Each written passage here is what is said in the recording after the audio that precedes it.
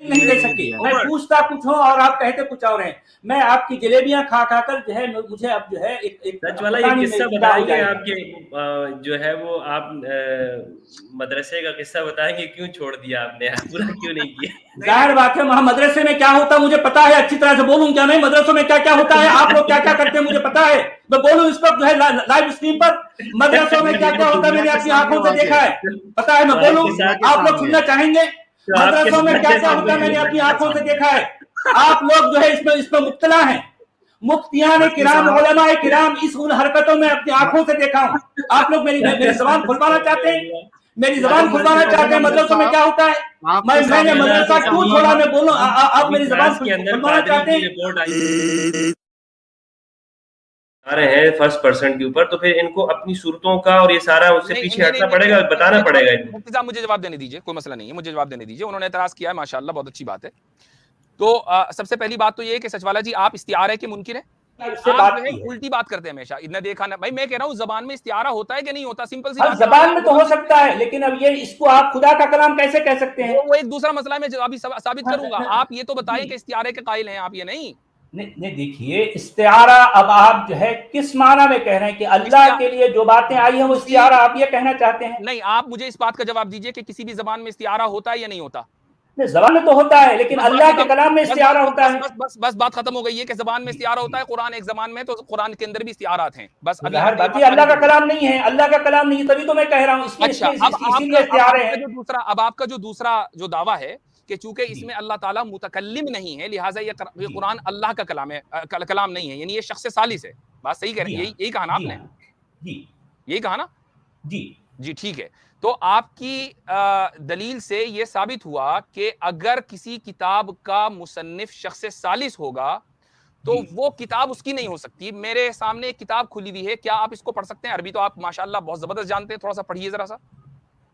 نہیں سنیے میری بات, نہیں یہ جو کچھ کہہ رہے ہیں, ارے آپ میری بات کا آپ میرے ساتھ چلیے نا, تھوڑا سا پڑھیے اس کو, سامنے عربی میں ہے نا, پڑھیے ذرا سا. ٹھیک ہے. لا يذكر لهذا اليوم اسما ولا يستطيع ان يضعه حيث وضعه الله من الشهر والسنه. جی. بل لا يستطيع ان يذكر من هذا اليوم وقتا بعينه وانما يقرب ذلك تقريبا. اس کا ترجمہ بھی کر دیجیے عوام کے لیے, میں تو سمجھ گیا آپ بھی سمجھ گئے, عوام کے لیے ترجمہ کر دیجیے.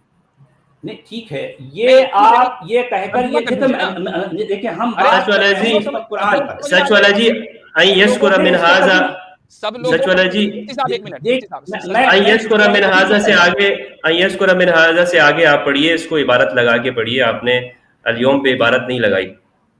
نہیں ٹھیک ہے, چلیے کوئی بات نہیں. آپ جو ہے سچ والا جی اس کا ترجمہ کر دیں تاکہ سب کو سمجھ میں آ جائے نا.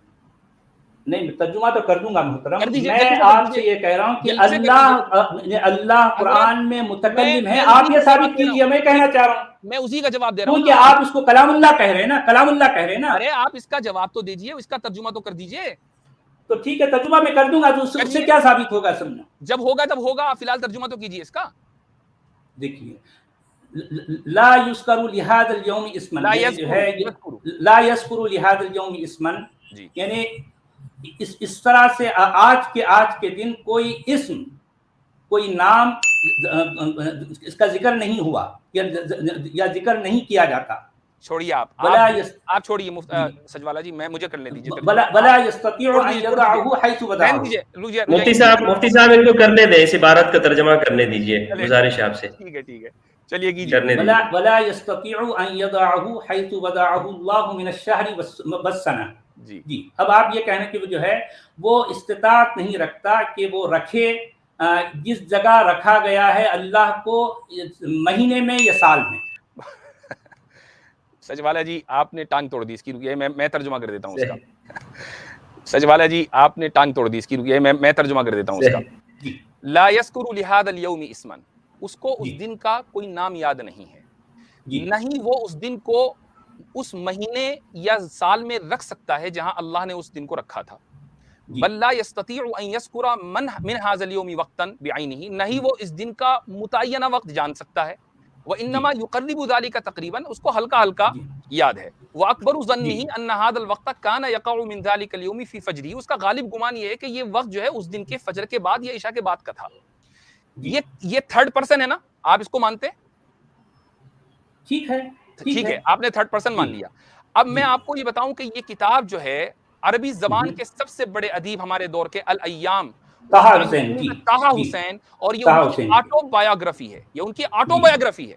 آٹو بایوگرافی میں شروع سے لے کر آخر تک کے پوری کتاب میں طٰہٰ حسین نے اپنے لیے فرسٹ پرسن کا استعمال نہیں کیا, پوری کتاب میں تھرڈ پرسن استعمال کیا. دنیا میں کوئی مائی کلال یہ نہیں کہہ سکتا کہ یہ کتاب طٰہٰ حسین کی نہیں ہے. اچھا, ہم یہ کہنے تو نہیں رہے نا, ابھی میری بات مکمل نہیں ہوئی ہے, میں آپ کی بات کا بھی ذرا سا اور جواب دے دوں. اسی طریقے سے آپ کو میں یہ آپ بہت آسانی کے ساتھ پڑھ لیں گے, اس میں تو کوئی مسئلہ نہیں ہونا چاہیے آپ کے لیے.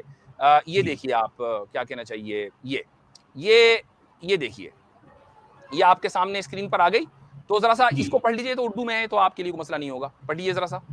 یہ حسن نظامی کی ولادت اور زندگی کا حال. جی, 13ویں صدی کے خاتمے کے قریب 1396 ہجری میں 2 محرم کو جمعرات کے دن صبح صادق کے وقت حسن نظامی پیدا ہوا, جس کی روح سے آج کل کے جمادی الاول 1337 ہیں. اس کی عمر 41 سال کی تھی. جی تو یہ حسن نظامی جن کے بارے میں شاید آپ جانتے ہوں گے, یہ ان کی آٹو بایوگرافی ہے. میں نے اردو کا بھی حوالہ دے دیا, اور یہاں پر حسن نظامی نے پوری آدھی کتاب کے اندر تھرڈ پرسن استعمال کیا ہے. کوئی آدمی یہ نہیں کہہ سکتا کہ یہ حسن نظامی کی کتاب نہیں ہو سکتی. اس کا مطلب یہ ہے کہ لینگویج میں, ہر زبان میں, یعنی اردو میں بھی عربی میں بھی یہ طریقہ رائج ہے کہ تھرڈ پرسن استعمال کرتا ہے مصنف, اور وہ کتاب اسی کی مانی جاتی ہے. ٹھیک ہے. اچھا, بات پوری ہو گئی آپ کی؟ نہیں, ابھی میری مکمل نہیں ہوئی, ابھی تھوڑا سا آپ کو اور پڑھوانا ہے. تھوڑا سا آپ اور پڑھ دیں تاکہ آپ کی آج کی رات جو ہے وہ ذرا سا مضبوط ہو جائے انشاءاللہ. تو یہ دیکھیے آپ کے سامنے جو ہے یہ میں پیش کر رہا ہوں. 1 منٹ میں ٹائم لگ جاتا ہے. چلیں مفتی صاحب کو سب ساری رعایت ہے بھی. چلیں ٹھیک, بہت بہت شکریہ آپ کی ذرہ نوازی. Do not use, اب میں انگلش کا حوالہ دے رہا ہوں. Do not use first person pronoun I, me, my, we, use, etc. Using these expressions in analytical and persuasive essays can make the writing wordy, can make the writer seem less confident or his or her confident of his or her ideas. کہ اگر آپ I یا me یا my کا استعمال کریں گے زیادہ اپنی رائٹنگ کے اندر, تو آپ کا کانفیڈنس لیول کم مانا جائے گا. یہ انگلش کا قاعدہ ہے. یہ تو فرسٹ پرسن ہے. اسی طریقے سے سیکنڈ پرسن, اس میں avoid addressing readers as you.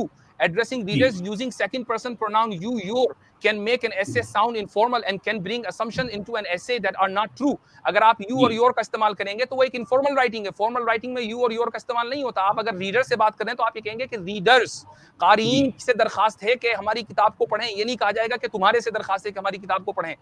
یہ ہر زبان کا اصول ہے سچ والا جی.